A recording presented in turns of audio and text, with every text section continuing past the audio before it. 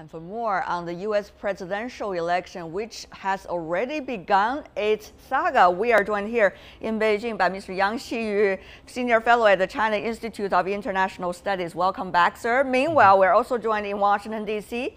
by Mr. Bob Franken, veteran political journalist and also commentator. Gentlemen, both of you, welcome. First of all, Mr. Franken, may I ask you something? Just to improve my literacy about American elections, this specific first presidential debate, Republican Party, is this more entertainment or this is actually about politics? Mr. Franken.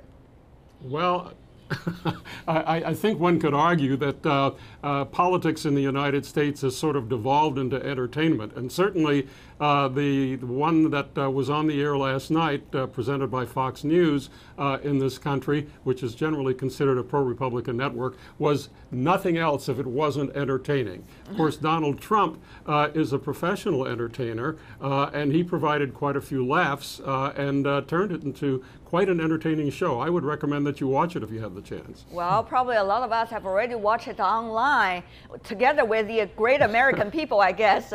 But on the other hand, may I just follow up by asking you, Mr. Franken, is it a great idea? Because there are strategists talking about different ways.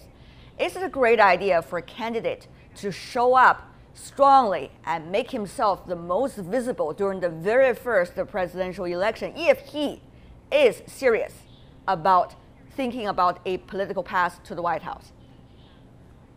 Well, it depends on how somebody defines the word serious. Donald Trump has made himself a billionaire partly by being let me use the proper word, obnoxious. He has managed to tap into a dissatisfaction in the United States, as a matter of fact, an anger in the United States, where people feel like their government has taken advantage of them. People are beginning to believe in their heart of hearts that the American dream has been taken over and turned into something of an economic nightmare. So he is appealing to that anger. There was a wonderful movie that came out in the 70s where the anchor person at a fictional network was deranged, and he would utter the same kinds of things and get people around the country to say, I'm mad as hell and I'm not going to take it anymore. Well, I think that people now are madder than hell than they were then. Well, complaining certainly could win some eyeballs, but it's not necessarily going to solve any problem. And many might wonder, Mr. Yang, particularly from this part of the world, whether the US presidential election, including the presidential debates, are serving its purpose of making the policies of future candidates clear, and whether these candidates are really serious about the potential role they could have in terms of their preparation of the appropriate knowledge, particularly international relation-wise. Well, from China's experiences on watching and following American several presidential debates since early 1990s, we have got the impression or even conclusion, say, most of the presidential words from most words from the presidential debates were not serious. So for Chinese side, don't take it seriously. So you think it's much more entertaining than real politics? Not entertaining, just for gaining votes. So gaining votes is one matter, and implementing policy or making policy and implementing policy is another matter. Very cynical, you see, Mr. Franken, some of the Chinese attitude toward American politics. The candidates might talk about one thing once they get into the office. It's certainly a very different set of rhetoric compared to what they said in the presidential election. And many wonder, Mr. Franken, whether that is particularly true in terms of their policies toward China if you look at the historical records.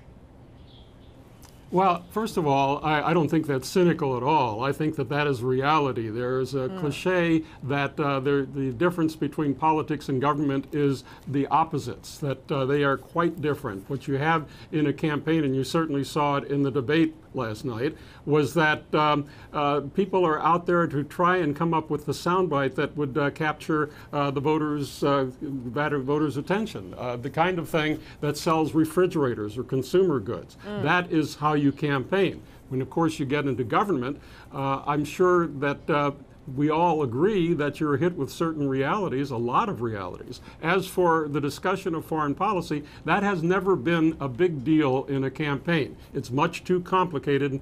For the most part, the candidates stay away from it. In this particular case, when it becomes time to focus on foreign policy issues, quite frankly, I don't think that China right now is at the top of the heap when it comes to what the voters are concerned about, because you have the situation in the Middle East with ISIS and the rest of the other problems there that are particularly dominating the thinking in the United States right now.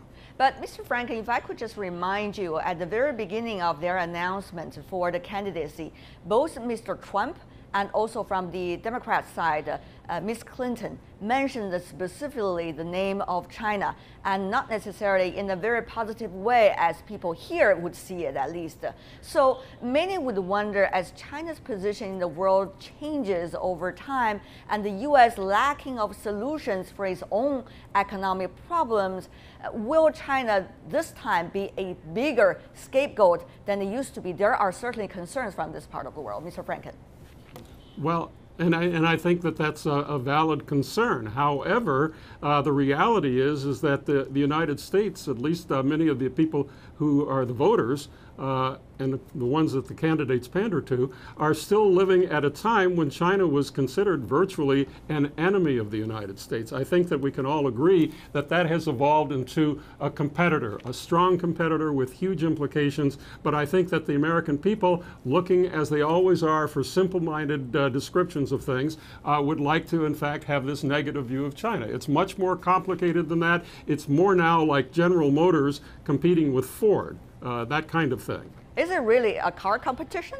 No, not necessarily. I'm joking. Mr. Yang, for you, what do you think? Because Chinese President Xi Jinping, last time he was meeting the U.S. President Barack Obama back in the United States, he was proposing a major power relations, a new type.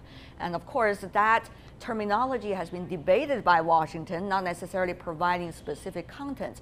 Given that background, many see the danger as the presidential election already moves in.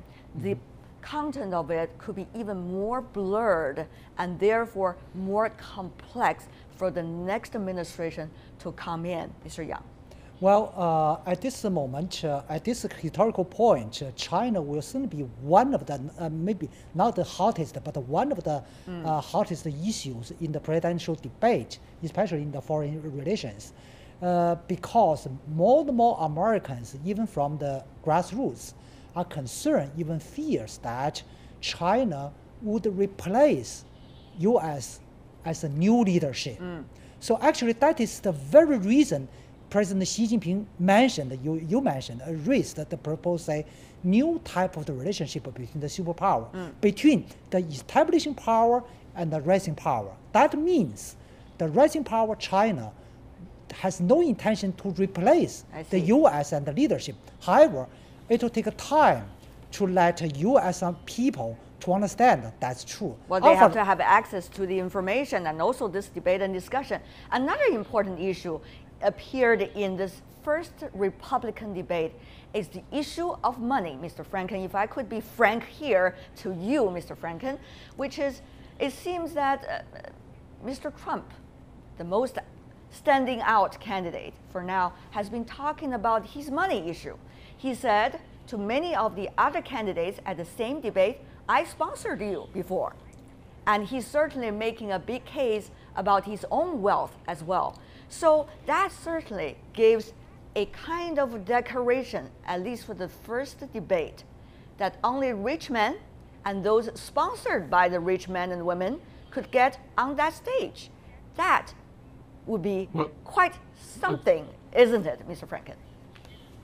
Well, yes, and I think that that is based on the reality.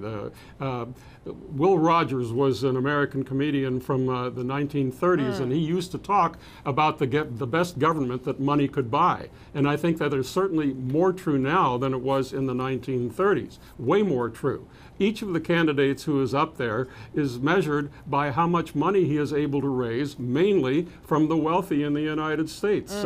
Former President Jimmy Carter, just the other day, referred to the United States is less a democracy than an oligarchy, where people are able to bribe the government by their campaign contributions, which is another term for bribery in this country. That is a real indictment of the United States political process, but for a variety of reasons, that is the reality. You cannot run for a political office, right, just about any political office, certainly the presidency, unless you have the backing of people who possibly should be regulated more and taxed more.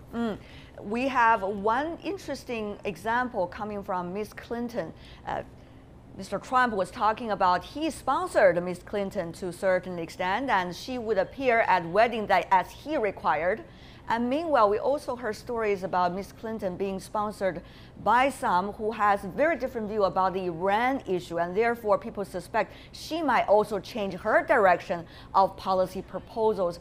Wouldn't all of this added up to the presidential election make the American voters more skeptical, and therefore do you worry about people coming out and really cast their vote, Mr. Franken?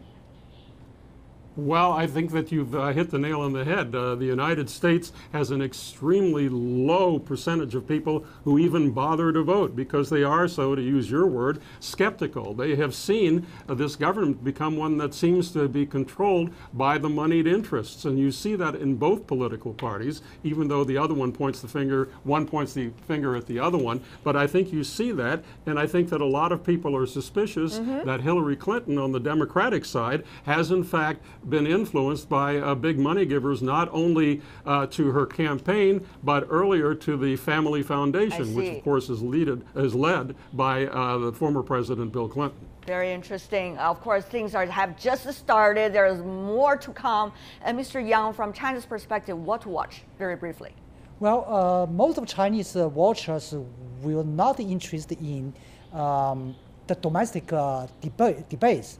But all focus will on foreign policy debates, especially on China. But as I mentioned, on one hand, closely watching debates on China, but on the other hand, will not take serious about what the candidates said. So basically, China issue, foreign policy issue. Very interesting. More to come, as we mentioned repeatedly. Bob Franken from Washington, D.C. joining us. And also Mr. Yang Xiyu here in Beijing. Thank you very much, gentlemen, for being with us.